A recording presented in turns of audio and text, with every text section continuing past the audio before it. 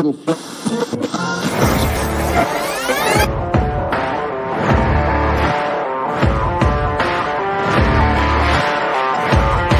great, but being different for the sake of being different, I'm not a big fan of, right? If you just want to be different for the sake technology of it. Technology, I would hide behind it. And you start to hear some of their challenges, and yes. Because it speaks to the core of who you are and what drives you forward. Because what makes you different is what drives you.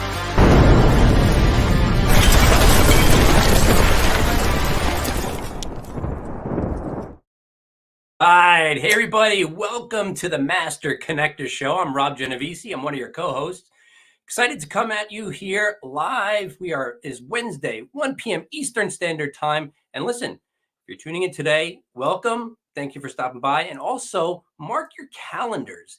Every Wednesday at 1 p.m. Eastern Time, we're coming at you with some great information. We've got some great guests every single week. We're pulling in wonderful people who you can learn from. Steve and I are always talking about making connections and creating community, bringing people together. And I'm going to tell you, some of my greatest accomplishments came out of collaborations that were once connections that were once we didn't know each other. So, you always want to be connecting. Steve and I go way back about 27 years, 28 years, a long time. Two former shy guys turned connectors. We're both introverts still. That doesn't change. That's an energy thing. And, we started out, and I'll say I was clueless. I don't think Steve was all that clueless. Steve had a few things going for him. I had nothing going for me, literally. I didn't know anything about business, relationships, management, leadership, nothing. I didn't know anything. But Steve, he had an advertising agency early on. He owned that. He holds a couple of different black belts, multiple degrees in 2 different martial arts disciplines. So he'd kick your butt 2 ways to Tuesday, and you wouldn't even know it. I mean, he's absolutely unbelievable, but humble as anything. And I don't know if he ever actually, I have to ask him. I don't know if he actually ever got in a fight where he had to use the maximum amount of skills he had. But, the two of us kind of had a similar growing up, little guys picked on, bullied. Steve is overcoming learning disabilities, dyslexia. I mean, we are 2 guys highly unlikely to succeed. You remember your yearbook, most likely to succeed? That was not me. I don't know about Steve, but listen, I'm going to bring him on. He is the master connector. Help me welcome to the show, Mr. Steve Spiro. What's up, Steve? Rob G. Yep, I was definitely not the most likely to succeed either. So yeah, that's for sure. Yeah, in fact, I'm not even sure if my picture was on there. That's how unlikely I was to succeed. But it's been an incredible journey, and it's been a great journey having some of that with you, sir, knowing each other for, like you said, close to 28 years. It's been amazing. Yeah. Yeah, I mean, my challenges are great because they shaped who I am today. So I love them and I embrace them. But I appreciate you, sir. I know you've embraced your challenges, and it's great building this together. So what's going on, friends? Steve Spiro, the Master Connector, coming at you live and direct. And so listen, persistence and grit are the unwavering companions of the journey of finding a way every day.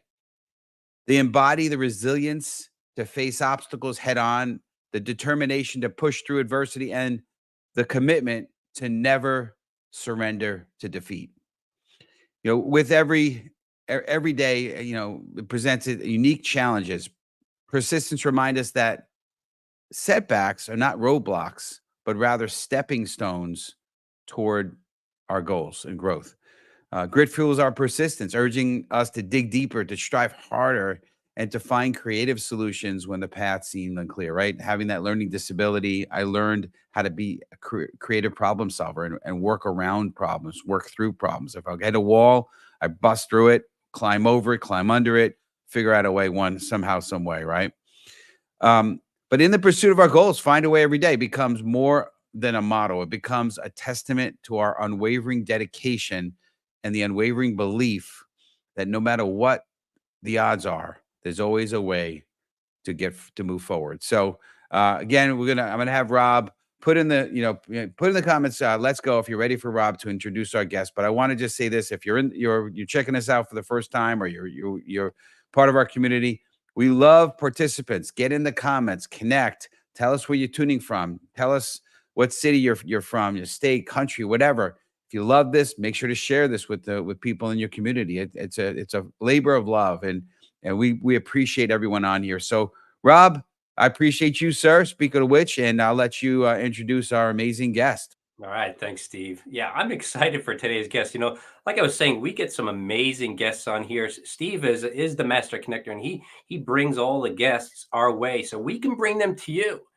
And today is going to be no different. And I'm pretty pumped. I was looking at this guy's background a little bit, and man, talk about going through some stuff. Like when Steve was talking about, you go through challenges, and it's what makes you today. But listen, Merrill Hoge, our guest today, he played in the NFL for 8 seasons. He was with the Pittsburgh Steelers, the Chicago Bears.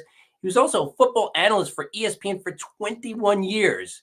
In 2018, Hoge helped launch Your Call Football and is the author of Find a Way, 3 Words That Changed My Life, as well as Brainwash, the Bad Science Behind CTE and the Plot to Destroy Football. Sounds intense.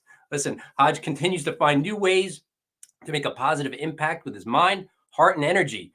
Whether that be through his educational work, advocacy, or motivational engagements, he is a force for positive change and inspiration. And I know some things that aren't here in the bio that I read about him that make me go, you just can't stop certain people. And he's got some things maybe he'll share with us. But please welcome to the show, Mr. Merrill Hoge. Hey, Merrill. Hey, gentlemen. It's nice to be with you finally. Looking forward to sure. Rob and Steve, man. You guys got some great energy, and just looking forward to being a part of the show.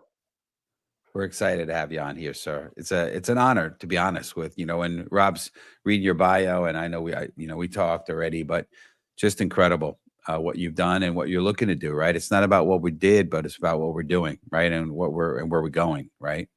Very true. Well, hey, I want to start out by just talking about empower, right? So let's kick this off, right? So community, type in hashtag empower, right? So, Merrill, would you do us a favor and share a recent experience where you felt in control of a challenging situation? How did it empower you? Well, I actually want to back up to age 12. I did something accidentally that I think is one of the most empowering thing. Oh, actually, it's accidentally. I heard some things when I was a kid. I heard a teacher one day walk in and go, "You need to write your goals down and then pin them up in your room because it's where you start and end your day."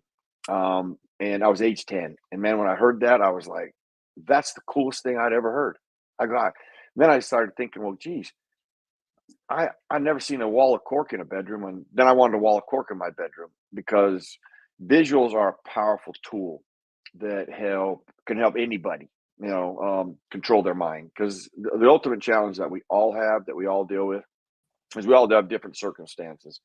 We all have challenges. We all have dreams. You have goals. You have circumstances you're dealing with. They're just uniquely different. But we all have the one tool that's the most powerful tool, and that is our mind. And the key to that is, do you control your mind, or does your mind control you? And so many times it can be caught up outside. Well, the noise outside knows nothing about you. It's not going to help you. But we tend to let that creep in and guide us. Whereas visuals help you control your mind. It helps you shut the noise out. And I've used visuals since I was 12.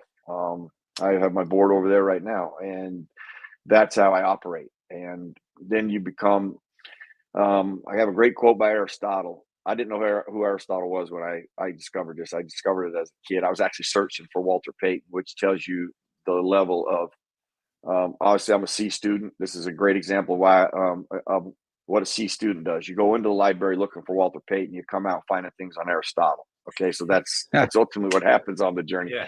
But this quote is still one of the principles in my life, and it is true, and it's powerful. You are what you repeatedly do. Then excellence is not an act, but a habit. Now that's true for everybody. Like that should be empowering to anybody who's listening right now. I don't care what your circumstances is. I don't care where you are in life. I don't care what you might be dealing with. You are the person that's going to change that. You're the person who's going to put the work into it, and nobody else is going to do that as much as you're going to do that, and you want to do that. And you have those tools, and it does start right here, where everything starts and ends here, and all the in between, and how we feed it, how we program it. is the greatest weapon that we're going to have, or it can be, our greatest challenge if we let it wander and we don't train it properly. We don't constantly exercise it in the proper manner. And I can think of many things. Well, just my speak. I'll use my speaking as an example. I've been doing this for about a little over 15 years. Okay, I left ESPN because I really wanted to speak. That's all I really wanted to do. I guess I just got so passionate about it. But it hit me. I'm like, man, I don't know anything about speaking. I just go speak, but I don't really know the business. I thought, well, I should learn the business. And so I went to a boot camp. I kind of shut everything down and I rebuilt from the ground up. And in the process, I learned so much that I didn't know that has helped me. It's going to help me in the long term. Is that an easy journey? Nope. It's been an arduous one. Most have, but experiences that I've had in the past help me with the future stuff in the sense of, I know people can get frustrated. This happens a lot. People will get frustrated and you keep pounding, you keep working, and then you make the one mistake you should never make is you quit.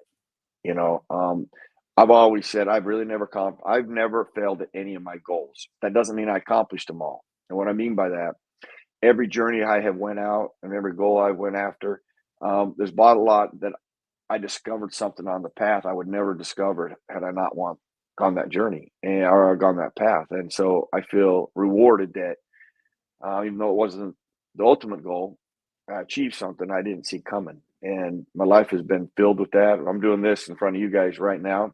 And if you'd have backed up 30 years ago when I was in the National Football League, actually 38, geez, as a rookie, and you said you're going to work at ESPN and you're going to be an inspirational speaker, I'd be like, you lost your mind.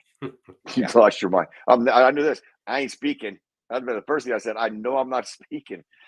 So it's, that mindset, the mind, I go back to the one tool that is the most powerful tool, and is our mind. How do we program it? How do we train it? And how do we control it?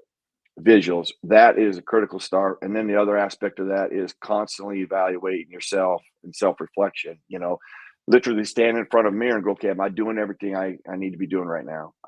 Is there more in there? What do I need to start doing, or what do I need to change? Like when you do that and you make a commitment to that person in the mirror, I will tell you this because I've done it so many times. That is when your world changes. That's when life changes. And that's when it actually becomes more personal and more real. And you start shutting all the noise on the outside, because that's not help. None of that's going to influence you in the right direction, because it doesn't even know where you're going. That's awesome. Yeah, I mean, I gotta tell you, I mean, so many things resonated with what you said.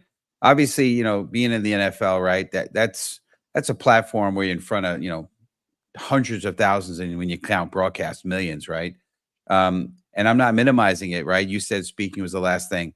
Me, I was the guy that was shy and introverted. And here's the thing: when in my world, I started getting the martial arts.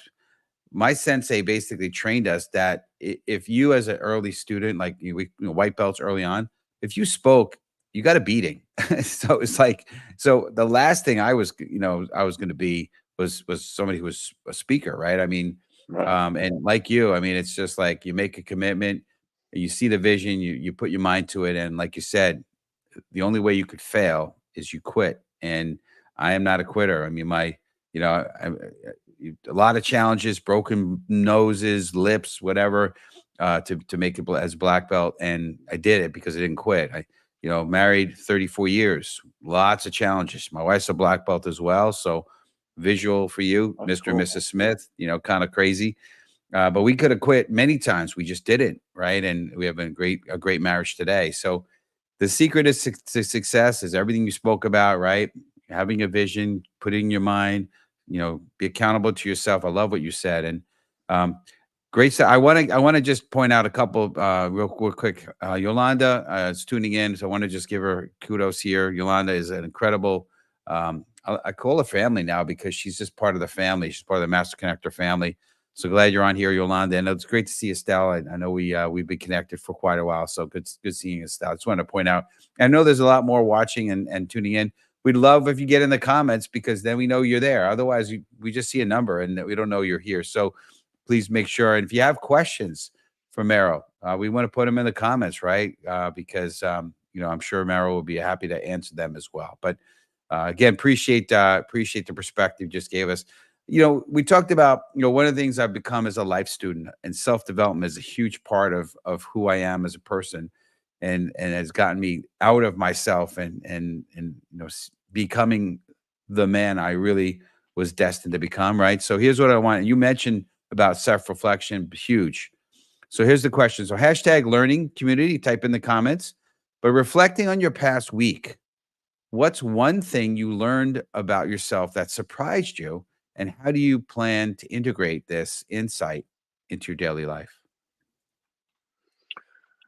Boy, I do that almost daily about things that, now I'm gonna go outside a week. I need to go outside a Okay. week for Yeah. one reason, because it was a thing that I had done as a player. It was the only time I ever felt better. I'm sure that you've heard about like cold plunging. It's become Absolutely. I used to do that as a player. Okay, all right, but I'd only do it when I felt really bad, and every time I got out of that ice tub. So this is like 39 years ago. Okay, when we Yeah. were doing this. But I never did it consistently. I just did it when I felt my worst. I always remember feeling, man, that's the only time I feel better and feel recovered than after I do that. So I've been putting that off. My brother's done it for several years, and he's always challenged me to do it. And you stick your hand in there and you're like, why do I want to do that to myself? Yeah, really, why do I want to go into 39-degree water and do that? Well, I can tell you this. I start thinking about it. Takes about 5 minutes, and you don't even have to get in there 5 minutes. I think some of the science behind it is only two. Okay, but I picked the goal for five, and here's what I ultimately came up with. In like say the last 10 days, I've been doing cold plunging for 5 minutes at 39 degrees, and every time I get out there, then I'm like, there's nothing I can do that's more health beneficial for me in 5 minutes. I know of nothing I can do, and there's nothing harder I'm going to do today than that. So in 5 minutes, I accomplished a lot of things at 6 o'clock in the morning that I'd never accomplished before, and it's almost given me a sense of youthfulness and Yeah. energy. And honestly, I feel like I'm 59 years old, and I feel like there's so many things. I mean, it's like I'm waking up. To be honest with you, Yep. it's just like there's so many. Life's a team game. There's this opportunity here. Being with you guys, seeing the platform that you have and what you guys do, and how you give messages to people and help people. I just don't think there's anything greater than the game of life. I played one of the greatest team sports ever, but the game of Yeah. life is the one that I relish now. And to see people like you doing what you do, and to contribute in a little bit is obviously, I mean, is an awesome opportunity for me. Appreciate that. That's great. Yeah. Listen, it's funny you mentioned plunging, and thank you for the kind words. And it's an honor that we have this platform that we could touch people's lives, and that's my mission on this planet, which is to be the light, uplift, inspire, and encourage. And but to me, true success is not money, material things. It's how many people are better because you were here. That's what true success is to me. So I appreciate that. But one thing about the plunging, besides the health factor and the 5 minutes best thing you can do for your health, to me, it's also a differentiator, right? It's a separator, right? How many people are willing to do that, right? And that also, I mean, those are some of the things that I've done. I haven't gotten to plunging yet. I'm in the sauna right now. I like the warm, right? But that's the opposite, right? Um, I think that's a Hey, good listen, point. I'm not arguing with you, Ralph. I'm not arguing with you at all. But actually, I'm gonna start looking into the sauna next, and do the combination yeah, aspect I of it. hear that. But It's good too. Yeah, a Yeah, lot of guys they go never in the said it. sauna They and they go never to said that you actually plunge into a sauna. So I think there's a big difference there. yeah, Nobody yes, ever for went kicking sure. and screaming into a sauna. No, not at all. But there are there's guys in truth my on gym that. that they go come out of the sauna, they go into like an ice cold shower for a minute, and they come back in the sauna, and so there's Yeah. probably something there. But yeah, but I want to talk about a differentiate. And Rob, jump in if you have anything you want to comment on. But differentiate it. So hashtag differentiate. So how would you differentiate between thoughts that serve your goal growth and those that hold you back? And maybe you could even provide some examples of how you've consciously lifted your mindset in favor of growth. Well, listen, I'm going to use social media. I'll give you an example. Okay. Sure. Listen, if you're looking at social media and you're always looking for how many likes you got and comments matter to you, okay, well, then social media, your social media's prisoner, period. And I know that I go back to, do you control your mind, or does your mind control you? Do you control social media, or does social media control you? And I think there's some real good things in social media. This would be considered social media, I think. So obviously there's some really good things. How do you control your social media? Um, I go back to ownership.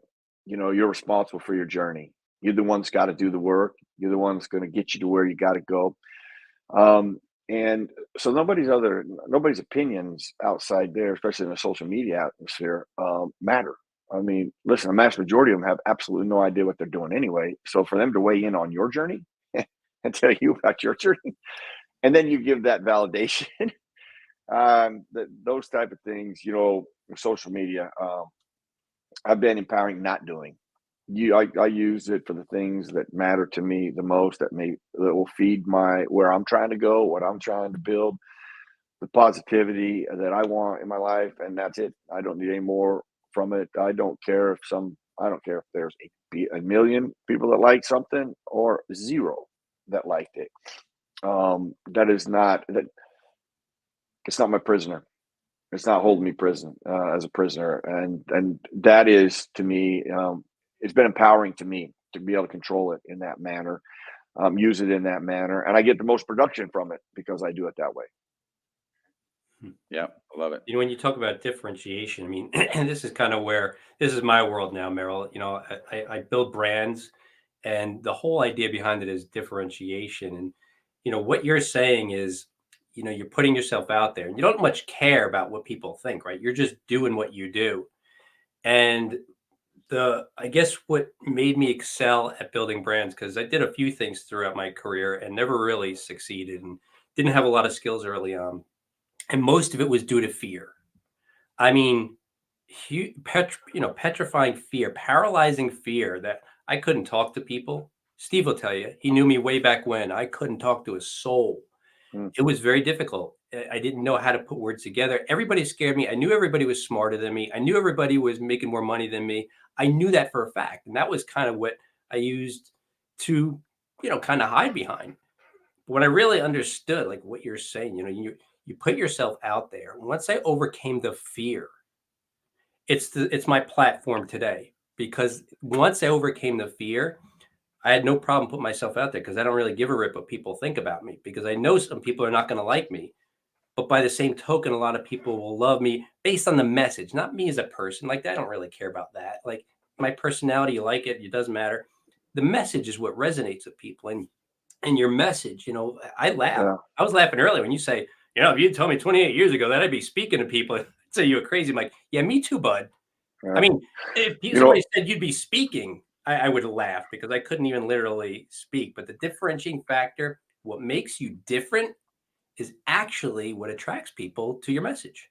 yeah. Yep. Rob, you said something there that when I speak, I get to this point, I go, you're an example of this. Okay. Do you live by what you trust, not by what you fear? Okay. At the end of the day, I know that fear was overwhelming to you, but at the end of the day, you eventually went to what you trusted, and that is you.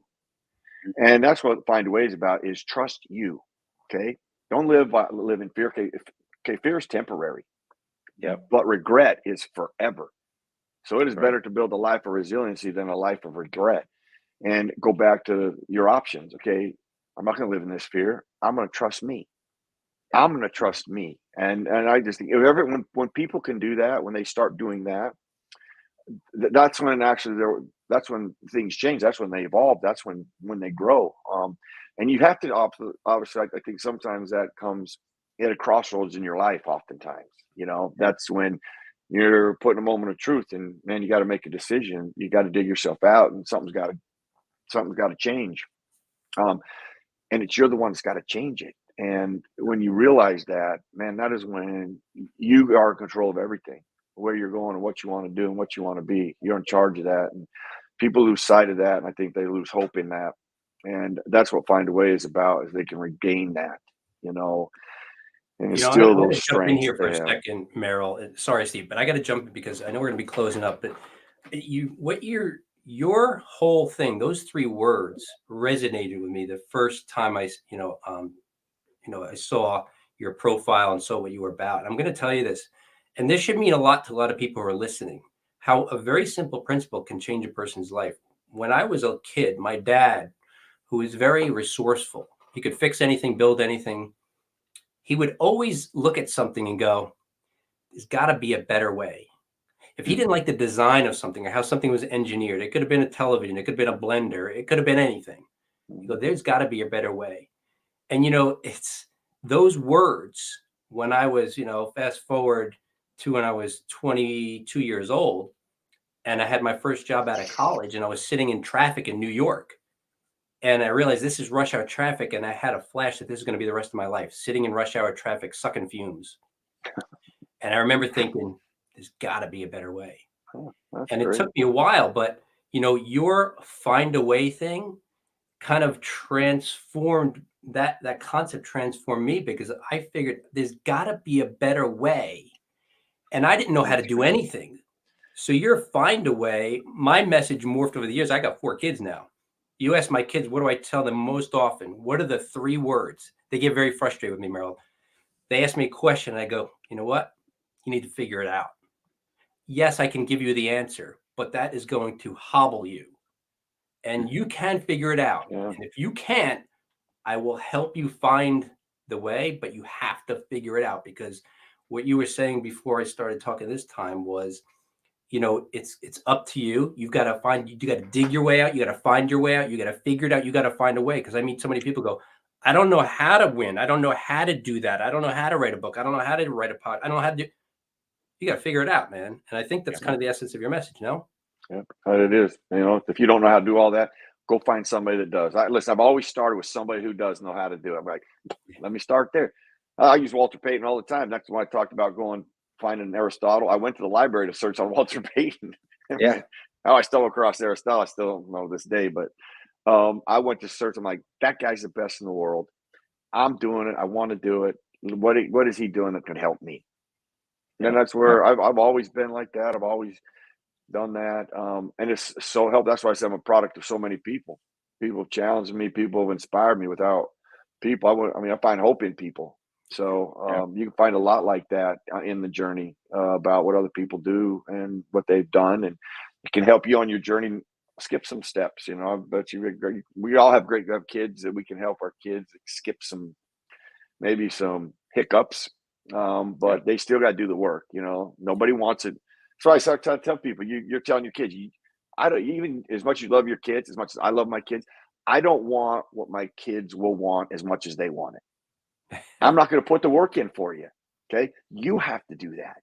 You're responsible for that. Okay. And if you don't do that, you learn nothing on the journey. Got to find a way.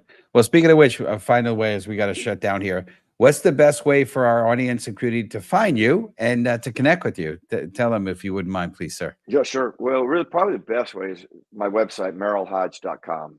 2 R's, 1 L, no D in Hodge. Every name is spelled wrong. So if it goes up wrong, hopefully it'll come through for you. But spell it the opposite. It's 2 R's, 1 L, MERRILHOGE.com. And that really has all of the information, and would love to hear from people and hear your journeys. Absolutely. Well, we really appreciate you being on here. You blessed our community big time, and we're going to throw you in the green room if you have a few minutes to stick around. We'd love for you to do that. But just appreciate you, sir. Rob? Oof. That was good stuff. Great, It always flies by, Steve, especially we get somebody like Merrill. And I know we only scratched the surface of his story. I know. But, everybody, definitely connect with Merrill on LinkedIn and merrillhoge.com. Learn more about what he's got to say because he's got a powerful platform. But listen, talk about overcoming. Put me back there, Steve. Talk about overcoming. I just want to make sure that people understand, like what Merrill said, you learn from everybody. And that was huge when he said that. I was like, oh, yeah, that's true. You learn from everybody. I heard somebody say, you can even learn from a fool. But look, Steve's no fool, but Steve wrote a book about his overcoming. I just put it in the chat. You're going to want to pick up his book, The Tao of a Master Connector. You want to learn from people's struggles so that number one, you're not alone. And number two, you can do it too. So appreciate you writing that book, Steve. Thank you, buddy. I appreciate that. And Yeah. So community, listen, I want to again, thank you big time for being part of our community, our world. We're blessed to be part of yours. If you love this, make sure you tune in next week and get somebody that you know to tune in with you. It's going to be on Connecting in the Complex Digital Era with Greg Willis. It's going to be a fun show. Episode 162. Can't believe we're up to 162.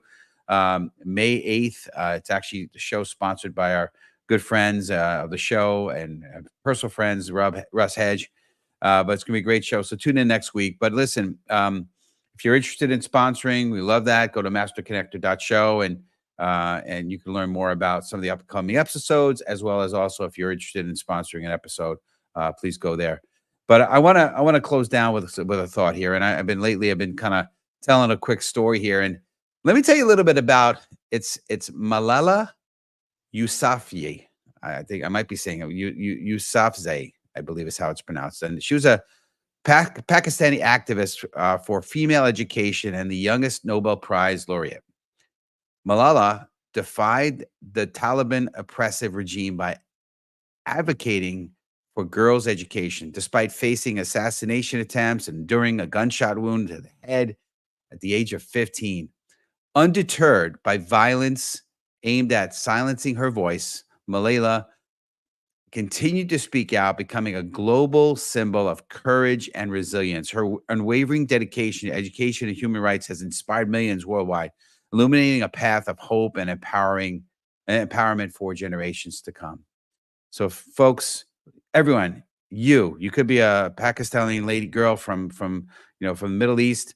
You could be just a regular, mom. You could be, and mom's, by the way, best job in the world, most important job in the world. I'm not minimizing you, but doesn't matter. But all of us make a difference. Remember, folks, like Malala, let's make sure to be the light.